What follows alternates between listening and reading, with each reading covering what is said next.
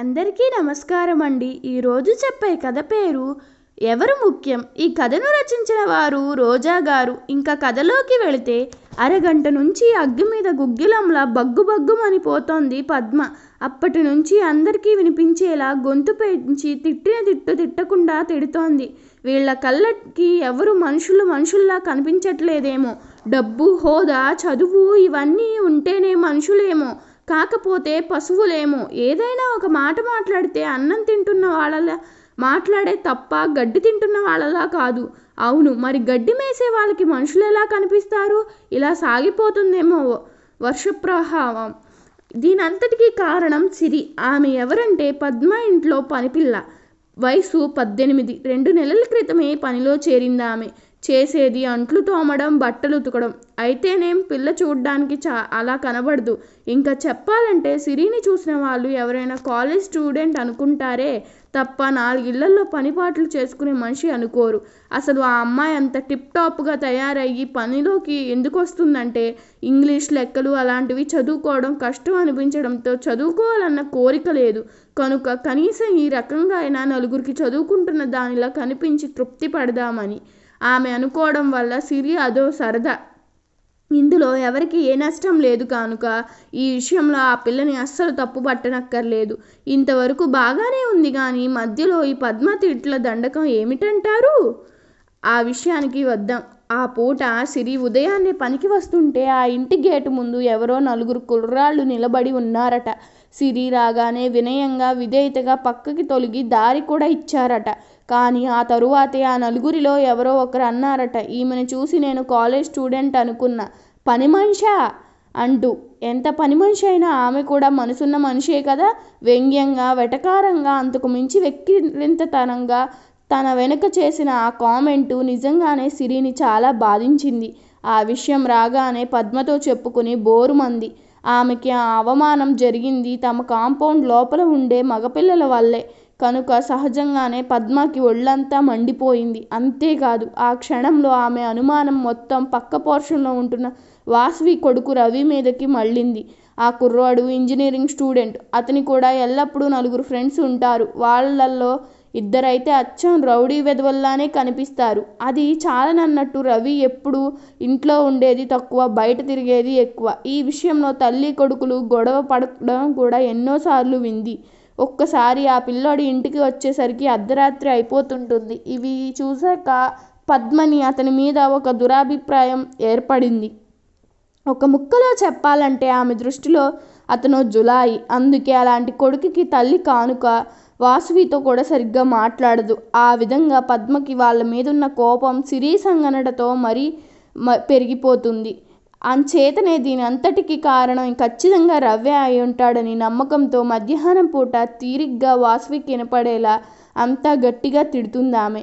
ఇక కథలోకి వస్తే, పద్మ తిట్లు చెవుల్ని తూట్లు పొడుస్తూ వినిపిస్తుంటే ఇక వినలేక బయటకొచ్చింది వాసవి. ఎవరి మీద అంతలా ఆవేశపడిపోతున్నారు? పద్మను ఉద్దేశించి అడిగింది. ఎవరో ఓ జులాయి వెధవ మీదలేండి, కొట్టినట్లుగా జవాబిచ్చిందామె. ఏం జరిగింది అసలు? ఆరా తీసింది. మా సిరిని ఇష్టం వచ్చినట్టు కామెంట్ చేశాడట ఆ వెధవ. దీనికి చేతగాక తలంచుకుని వచ్చేసింది. కానీ అదే నేనైతే ఏమిట్రా ఎదవా వాగుతున్నావంటూ అక్కడే చెప్పు తీసుకుని కొట్టేదాన్ని. గుడ్లు రుముతూ అరిచేసింది. అది విని నిజమేనా అన్నట్టుగా చూసింది సిరి వైపు వాసవి. ఆమె చూపుల్లోని భావం గ్రహించినట్టుగా ఉదయం జరిగిందంతా 2 ముక్కల్లో వివరించింది సిరి. వాళ్ళెవరో నీకు తెలుసా? వెంటనే ప్రశ్నించింది వాసవి. తెలియదు, కానీ ఇంతకు ముందు మన బిల్డింగ్ ముందు 1-2 సార్లు చూశానంతే చెప్పింది. మరోసారి చూస్తే గుర్తుపట్టగలవా? వాసవి అడుగుతుంటే, అది వాణ్ణి గుర్తు పట్టడమే ఆలస్యం. నేను వాడి కాలర్ పుచ్చుకుని లాక్కొచ్చి నడి రోడ్డు మీద నిలబెట్టి మరి పళ్ళు రాలగొడతాను. మరోసారి ఆవేశపడిపోయింది పద్మ. అసలు దీనంతటికీ కారణం రవి అన్న విషయం బయటపడితే చాలు తల్లి కొడుకులిద్దరూ 4గురిలో నిలబెట్టి మరి పరువు తీసేయాలన్నంత కసిగా ఉంది ఆమెకి. అదే సమయంలో నేనున్నా అంటూ అక్కడ ప్రత్యక్షమయ్యాడు. అప్పుడే బయట నుంచి వచ్చిన రవి, నిన్ను అన్నది వీడిని కాదా? తన కొడుకుని నిలేసి అతన్ని సిరికి చూపిస్తూ అడిగింది వాసవి. అయ్యో కాదమ్మా, ఈ అన్న నాకు బాగా తెలుసు, మంచోడే. మొన్న వీళ్ళ ఫ్రెండ్ వాళ్ళ నాన్నకి ఒంట్లో బాగోపోతే వాళ్ళు హాస్పిటల్లో ఉన్నప్పుడు చాలా సాయం చేశాడు. వాళ్ళు మా ఇంటి దగ్గరే ఉంటారు. ఈయన కాదు, నొచ్చుకొచ్చినట్టుగా అంది సిరి రవిని గుర్తుపట్టి. నన్ను అన్నది వీడే అంటుందేమో అన్న విరుచుకు పడదామనుకుంటూ చాలా ఉత్కంఠంగా ఎదురు చూస్తున్న పద్మకి ఆమె మాటలకి చాలా నిరాశని కలిగించాయి. హఠాత్తుగా దృశ్యం మారిపోవడంతో ఇక అటు తరువాత ఏం మాట్లాడాలో అర్థం అయోమయంలో పడిపోయింది. ఆమె ఇబ్బందిని గమనించి లోపలే నవ్వుకుంది వాసవి. వీడు కాకపోతే ఇంకెవరై ఉంటారు? సలోచనగా అడిగింది. సరిగ్గా అప్పుడే కొత్తగా కొన్న స్పోర్ట్స్ బైక్ పైన రివ్వున దూసుకుంటూ అక్కడికి వచ్చాడు. పక్క రాష్ట్రంలో చదువుకుంటూ అప్పుడప్పుడు ఇంటికి వచ్చే ఇంటి ఓనర్ ఆఖరి కొడుకు. ఆ శబ్దానికి అదిరిపడి అటు చూశారు. అక్కడున్న ఆడాళ్ళు ముగ్గురులోకి ముందుగా తేరుకున్నది సిరియే. అడుగో అతనే! అతన్ని గుర్తుపట్టి చిన్నగా అరిచిందామె. ఆ అరుపుతో ఇంకోసారి అదిరిపడింది పద్మ. అది ఊహించని మలుపు కావడంతో ఆమె ముఖం రంగులు మారిపోయింది. అసలు జరిగిందేమిటంటే అరక్షణంలో అర్థం కావడంతో తేలుకుంటున్న దొంగల మెల్లగా అక్కడి నుంచి జారుకుంది. అంతే కదా మరి, ఆ ఒక పని మనిషి మానేస్తే మరొక ఆమె దొరుకుతుందా? అలాగే ఒక ఇల్లు ఖాళీ చేస్తే మరో ఇల్లు కూడా దొరుకుతుంది.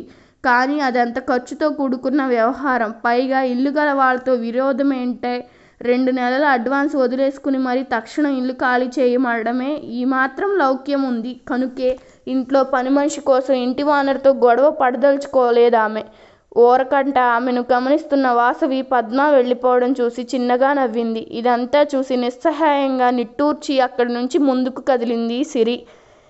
ఈ కథ మీకు నచ్చినట్లయితే నా ఛానల్ను సబ్స్క్రైబ్ చేసుకోండి. అలాగే మీ అభిప్రాయాన్ని కామెంట్ రూపంలో తెలపండి. ధన్యవాదములు.